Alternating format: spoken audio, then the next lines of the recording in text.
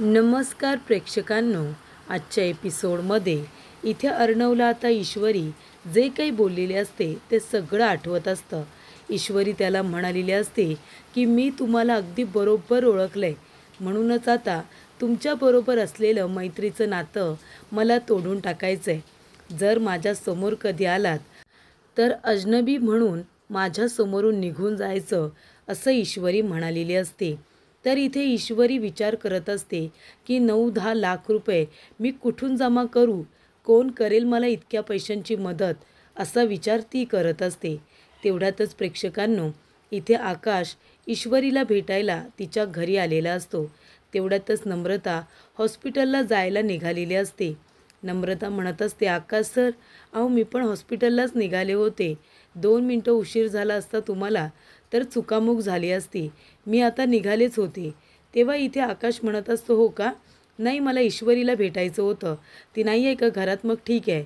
आणि आकाश पुन्हा आपल्या घरी जायला निघालेला असतो. तेव्हा नम्रता म्हणत असते, आकाश सर, अहो तुम्ही आत्ताच आलात ना आणि काहीही न बोलता सरळ निघून चाललात. तेव्हा आकाश म्हणतो, नाही, बोलायला काही ठेवले का ईश्वरीने? ईश्वरीला जे वाटलं ते तिने केलंच ना. तेव्हा नम्रता म्हणते, आकाश सर, पण ईश्वरीने काय चुकीचं केलं आहे? तेव्हा आकाश म्हणतो, नाही का, ईश्वरीने काहीच चुकीचं केलेलं नाही आहे. अगं, जर तिला काही दादाविषयी गैरसमज होता तर तिने दादाबरोबर बोलून तो सॉल्व करायचा ना. आधी त्याला विचारायचं तरी काय बरोबर काय चूक. डिरेक्टली गेली आणि त्याच्या विरोधात तिने पोलीस कंप्लेंट केली. हे तिने योग्य केलं का? फ्रेंड्स कधी असे वागतात का? तेव्हा इथे नम्रता म्हणत असते, पण आकाश सर, तुम्हीच मला सांगा ना, अहो ईश्वरीने काय चुकीचं केलं? तिच्यासमोर जे होतं त्याच्यावरतीच तिने विश्वास ठेवला ना. तेव्हा आकाश म्हणतो, अच्छा, म्हणजे तो व्हिडिओ बघितला आणि तो व्हिडिओ बरोबर आहे असा विश्वास ठेवून लगेच दादाच्या विरोधात पोलीस कंप्लेंट करून मोकळी झाली. हे तिने बरोबर केलं का? एकदा तरी दादाजवळ बोलणं तिला महत्त्वाचं वाटलं नाही. तेव्हा इथे नम्रता म्हणत असते, आकाश सर, अहो पण तुम्हीच सांगा ना, आता समोर इतके पुरावे असताना कसा काय त्या पुराव्यांवरती विश्वास ठेवायचा नाही? ती गाडी, ते ब्लेझर अर्णव सरांचंच होतं ना. तेव्हा आकाश म्हणतो, त्याच्यामध्ये आता गाडी अर्णव दादासारखी आहे म्हणजे अर्णव दादानेच तुमच्या बाबांना उडवले असा त्याचा अर्थ होतं का? तेव्हा नम्रता म्हणते, मग नाही उडवलं आहे ना, मग तसं तुम्ही सिद्ध करा ना. तुम्ही अर्णव सरांना सिद्ध करा. तुम्ही माझ्यावरती का असे रागवते आणि चिडताय? तेव्हा आकाश म्हणतो, नम्रता, अगं आपण आपल्या माणसावरतीच रागवतो ना. पण जाऊ दे, तुझ्याजवळसुद्धा बोलण्यात काही अर्थ नाही आहे. पण एक गोष्ट लक्षात ठेव नम्रता, हे बघ, जे काही ईश्वरी वागली आहे ना, ते मला अजिबात आवडलेलं नाही आहे. कारण का, ती आम्हाला बरोबर ओळखते, दादाला बरोबर ओळखते. असा गैरसमज करून घ्यायची अजिबात काही गरज नाही आहे. जाऊ दे, काही बोलायलाच नको, पण तिला सांग, ती जे काही केले ते चुकीचंच आहे. मला अजिबात ते आवडलेलं नाही आहे, असं म्हणून आकाश सरळ तिथून निघून जातो. तेव्हा इथे रागाच्या भरामध्ये आकाश नम्रताला बोलून गेलेला असतो की आपण आपल्या माणसावरतीच रागवतो, त्याच्यावरती चिडतो. तेव्हा तिला कळलेलं असतं की आकाशच्या मनामध्ये तिच्याबद्दल अजूनही आपुलकी आणि सहानुभूती आहे. त्यानंतर प्रेक्षकांनो, इथे आता ईश्वरी रडत बसलेली असते. तेव्हा तिथे राकेश आलेला असतो. तर प्रेक्षकांनो, इथे आता म्हणजे सगळ्या चांगल्या माणसांना इथे चुकीचं समजलं जातं आणि चांगुलपणाचं नाटक करणारी माणसं मात्र सगळ्यांना चांगलीच वाटत असतात. तेव्हा इथे आता राकेश आपल्या मनामध्ये म्हणत असतो, अरे, माझी इंदोरी जिलेबी इथे रडत बसली. नाही नाही, मी तिला रडताना बघू शकत नाही. तेव्हा राकेश येतो आणि म्हणतो, अरे ईश्वरीजी, तुम्ही इथे काय करताय? आणि हे बघा, तुम्ही अजिबात टेन्शन घेऊ नका.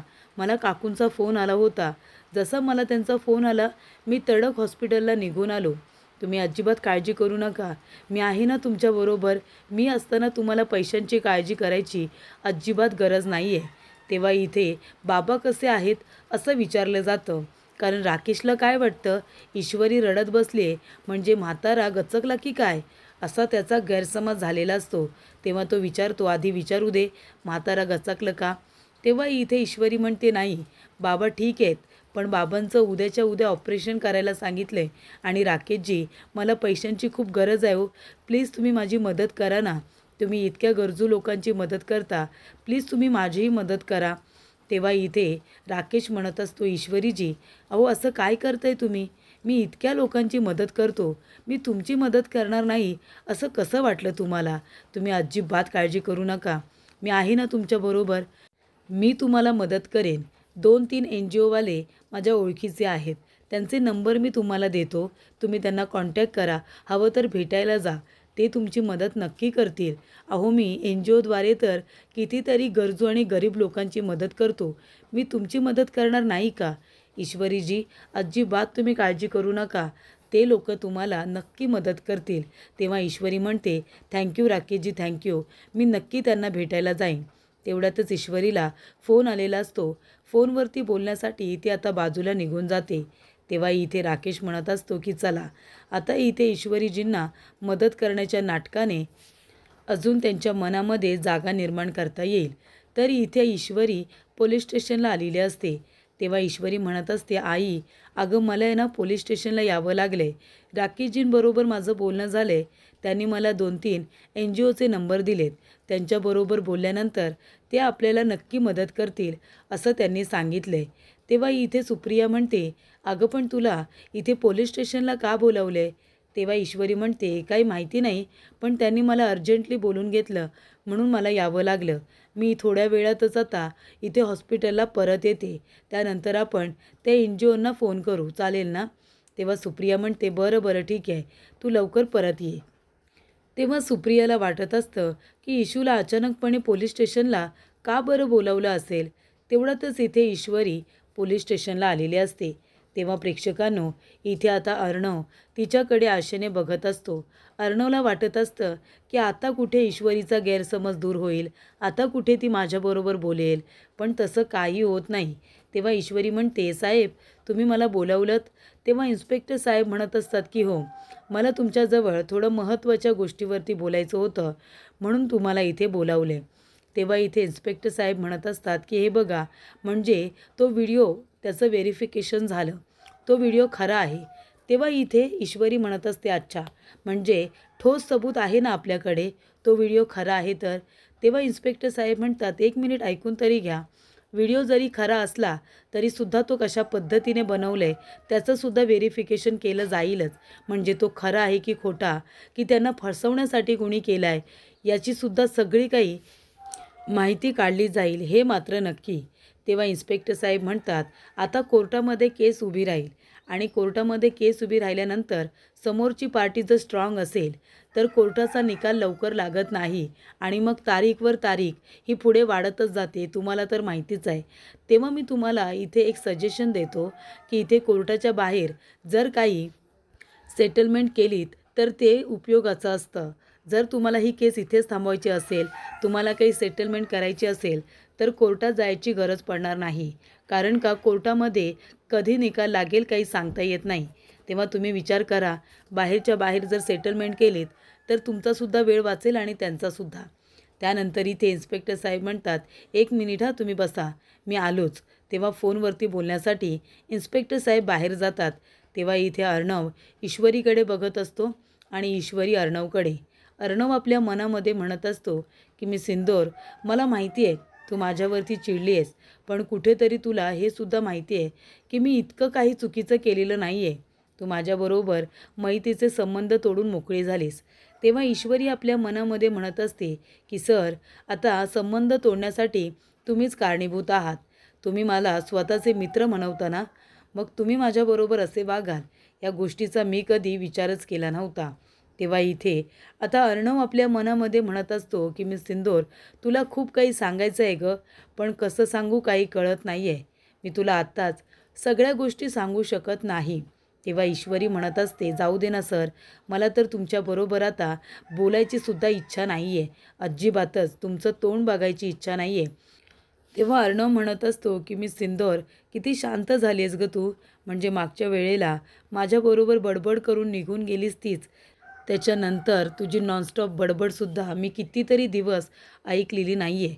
तेव्हा इथे आता ईश्वरीला बोलायची इच्छा नसते, तर इथे अर्णवला तिचं बोलणं ऐकायचं असतं. तेव्हा इथे अर्णव म्हणत असतो की मी सिंदूर, तुला खूप काही सांगायचं आहे, पण मी नाही सांगू शकत गं, कारण माझ्या बहिणीचा जीव धोक्यात आहे. चारी बाजूने तिचा जीव अडकला आहे. तिला काही झालं तर मी स्वतःला कधीच माफ करू शकणार नाही. तेव्हा इथे इन्स्पेक्टर साहेब म्हणतात, बोला मॅडम, काय विचार केला आहे तुम्ही सेटलमेंटबद्दल? तेव्हा ईश्वरी म्हणत असते, नाही सर, मला कुठल्याही पद्धतीची सेटलमेंट करायची नाही आहे. निकाल लागायला कितीही वेळ लागू दे, पण मी ही केस मागे घेणार नाही आणि सेटलमेंट तर मी मुळीच करणार नाही आहे. असं म्हणून आता ईश्वरी तिथून निघून जाते. तेव्हा इथे इन्स्पेक्टर साहेब यांनी तिला योग्य तो सल्ला दिलेला असतो, कारण त्यांना माहिती असतं की काहीही झालं तरीसुद्धा अर्णव स्वतःला निर्दोष सिद्ध करणारच आहे आणि त्याने काही केलेलं नाही आहे असं अर्णव स्वतः सांगतोय. त्यामुळे प्रेक्षकांनो, इथे अर्णव म्हणत असतो की मी सिंदूर, एक दिवशी असा येईल की तुला माझी बाजू पटेल. आताच तुला काही सांगू शकणार नाही आहे, कारण माझ्या बहिणीचा जीव धोक्यात आहे म्हणून. त्यानंतर प्रेक्षकांनो, इथे आता आकाशसाठी वल्लरी कॉफी घेऊन आलेली असते. वल्लरी म्हणते, आकाश हे घे तुझ्यासाठी कॉफी. तेव्हा आकाश म्हणतो, थँक्स मॉम, आणि तो आता काम करत बसलेला असतो. तर इथे वल्लरी म्हणत असते की आकाश, तुला ही अर्णवची रूम पहिल्यापासून खूप जास्त आवडते ना, अगदी लहानपणापासून? तेव्हा इथे आता आकाश म्हणत असतो, हो मॉम, मला दादाची ही रूम खूप आवडते, पण त्याचं काय? तेव्हा इथे वल्लरी म्हणते, मग एक काम कर ना, तू एक काम कर, आता तुझं सगळं सामान घे आणि इथे अर्णवच्या रूममध्ये शिफ्ट कर ना, अर्णवच्या रूममध्येच तू राहा. तेव्हा इथे आता आकाश म्हणत असतो, मॉम, हे काय बोलतेस तू? मी आणि इथे दादाच्या रूममध्ये राहायचं? 2 दिवसामध्ये दादा परत येणार आहे, त्याला त्याची रूम नको आहे का? तेव्हा वल्लरी म्हणते, अरे तुला कुणी सांगितलं की 2 दिवसांमध्ये अर्णव आता परत येणार आहे म्हणून? आणि तसंही अर्णवने किती मोठा गुन्हा केला आहे तुला माहिती आहे ना. त्या गुन्ह्यातून त्याची सुटका लवकर होईल असं मला खरंच वाटत नाही आहे. सगळे पुरावे त्याच्या विरोधात आहेत. तेव्हा इथे वल्लरी म्हणत असते, तू एक काम कर, तू आता याच रूममध्ये शिफ्ट हो. तेव्हा इथे आकाश म्हणत असतो की मॉम, असं काही होणार नाही आहे, कळतं आहे का तुला? दादाने काही केलेलं नाही आहे आणि मग जर तो निर्दोष आहे तर तो 2 दिवसांमध्ये परत येईलच ना. तेव्हा इथे त्याच्याशिवाय कसं बसं मी काम करतोय. तेव्हा इथे आता वल्लरी म्हणत असते, कसं बसं नाही हां, कसं बसं नाही, तुला व्यवस्थितच काम करावं लागणार आहे. तेव्हा इथे आकाश म्हणत असतो की माझं इथे लॅपटॉपवरती काम होत नाही आहे, म्हणून मी त्याचा लॅपटॉप यूज करायला आलो आहे. याचा अर्थ असा होत नाही की मी दादाची रूम आणि त्याची जागा घेणार आहे. तेव्हा इथे वल्लरी म्हणते, हे बघ, त्याच्या इथे हार्डवेअरवरती काम कर तू, पण तुला त्याची जागासुद्धा घ्यावी लागणार आहे.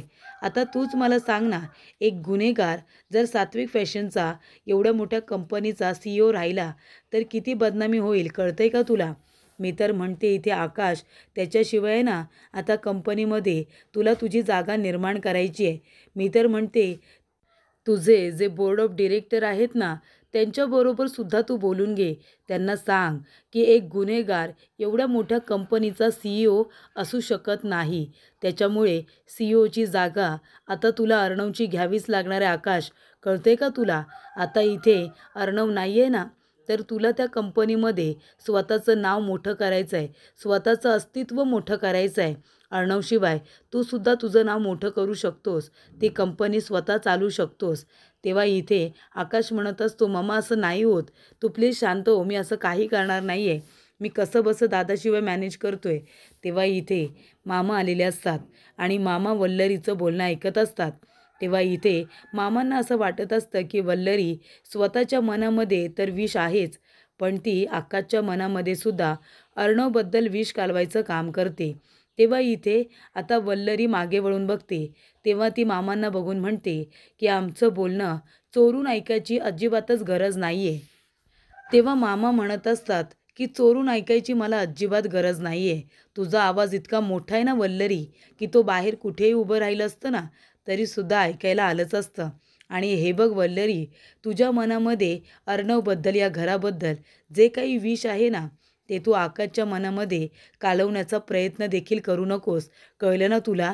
तेव्हा इथे अर्णव परत येणार आहे आणि आकाश कधीच त्याची जागा जबरदस्तीने घेणार नाही आहे, माहिती आहे मला, कळते ना तुला? तेव्हा इथे आता वल्लरी म्हणत असते, सांगा ना, काय मिळालं माझ्या आकाशला या घरामध्ये?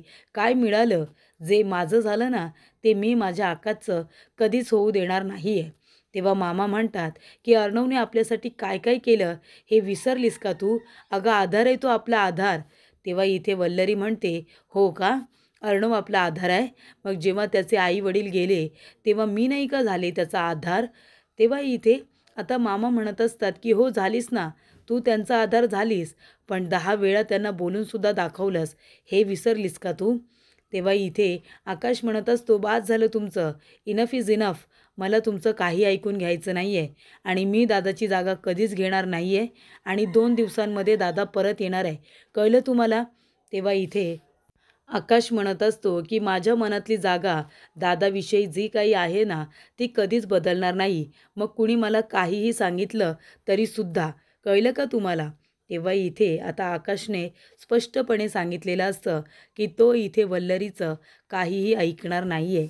वल्लरीला कितीही त्याच्या मनामध्ये विष पेरण्याचा प्रयत्न केला अर्णवबद्दल, तरीसुद्धा आकाश आपल्या भावाच्या बाजूनेच बोलतो.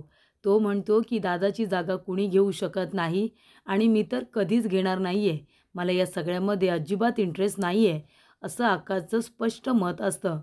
तर इथे आता मामा वल्लरीला म्हणतात, बघितलंस, शेवटीला प्रयत्न फेलच गेले ना, असं ते आपल्या नजरेनेच तिला सांगतात.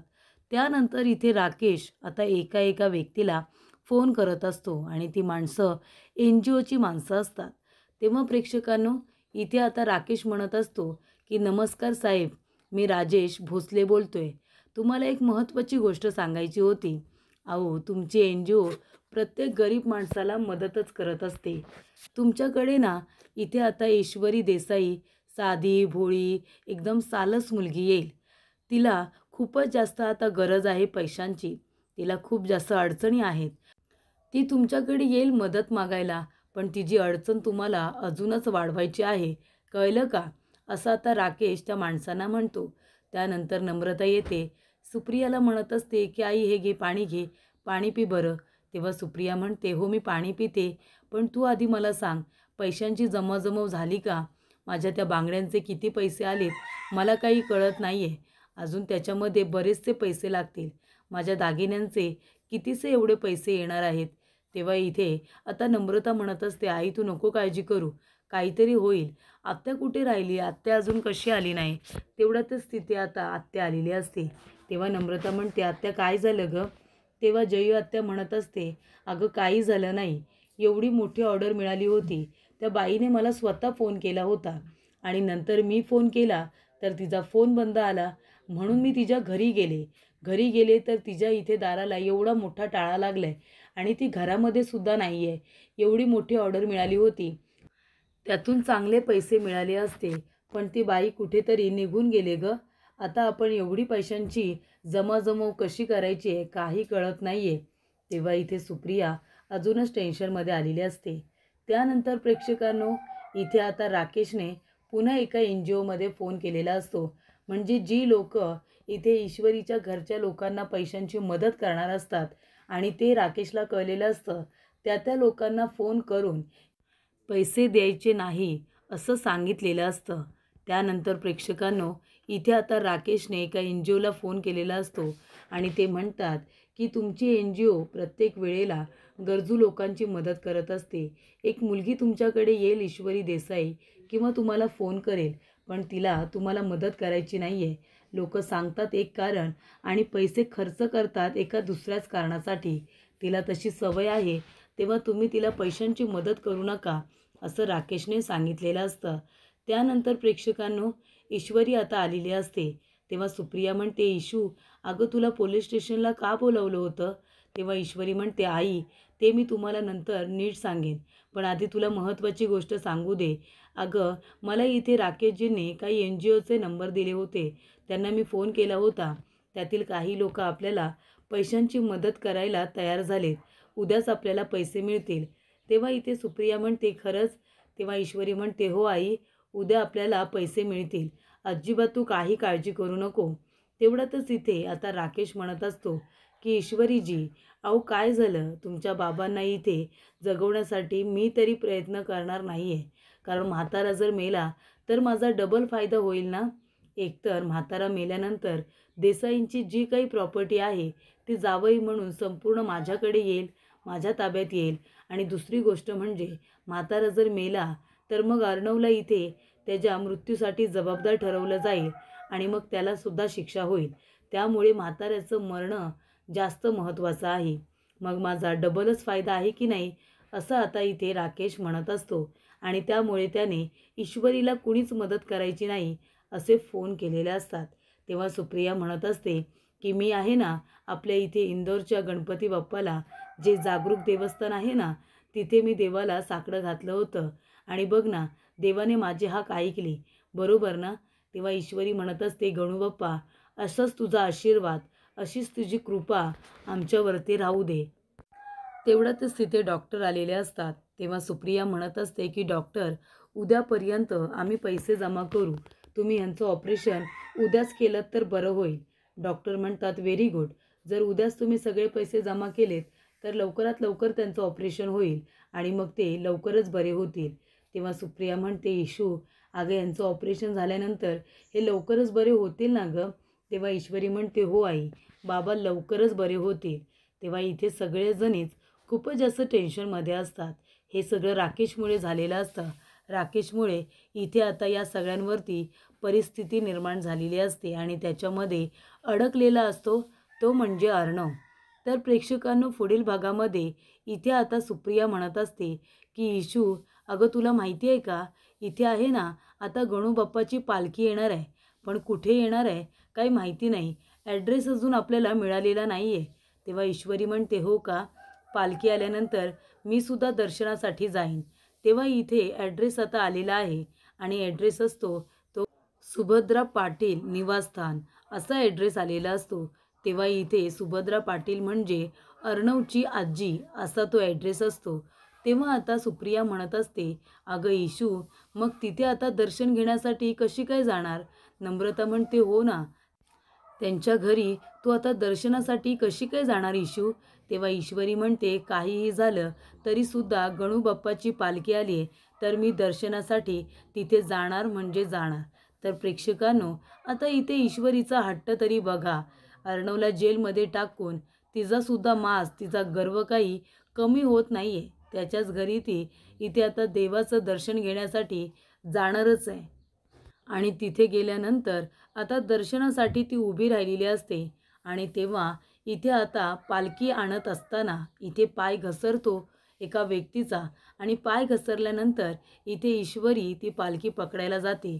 तेव्हा तो माणूस दुसरा तिसरा कुणी नसून तो अर्णव असतो आणि अर्णवने एका बाजूला पालखी धरलेली असते आणि दुसऱ्या बाजूने ईश्वरीने ती पालखी धरलेली असते आणि दोघेजण एकमेकांकडे आता बघत असतात.